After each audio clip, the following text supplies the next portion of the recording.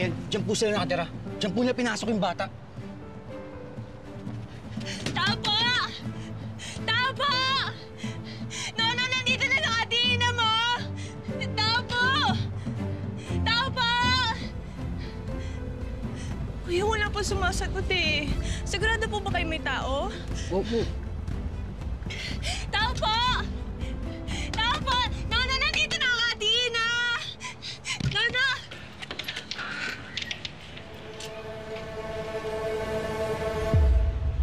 Nono? Nono?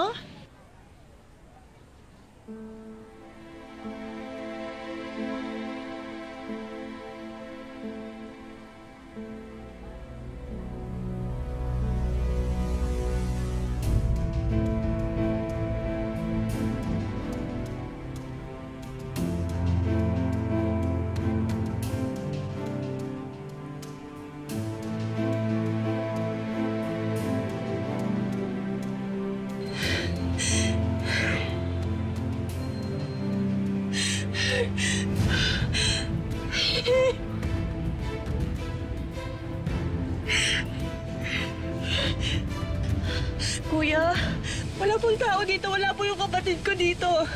Di kaya nakatunog sila kaya tinakas sila yung kapatid mo?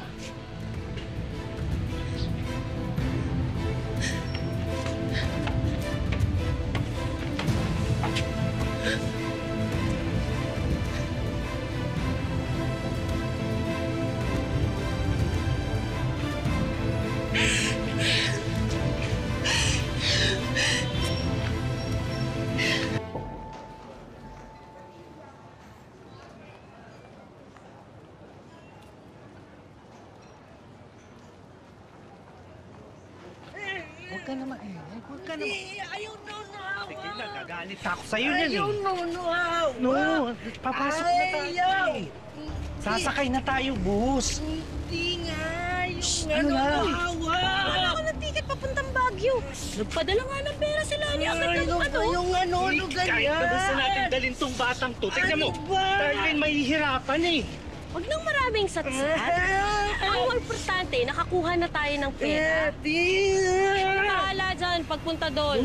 Patitinuin ko yan. Ayoko nga. Nanahimik ka nga!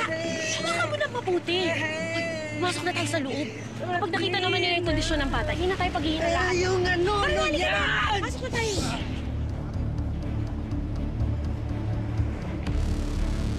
Hello, pare. Nandito ako ngayon sa isang stasyon ng boss eh.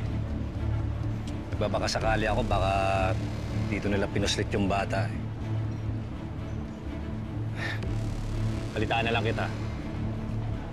Oh, sige, sige. Pasensya na ho. Sintusin-to ho kasi yung bata, kaya maingay. Pero patatahimikin na ho namin. Alam po. Patatahimikin, hindi tatahimik to. Nagkakato lang, oh. Tingnan lang natin kung Uy! Uy! Ano ginawa mo? Atin mo na! Nasisiraan ka na talaga. Kanina lang nakatulog. Tapos ako magbubuhat. Hindi ka naawa dito sa bata. Ha?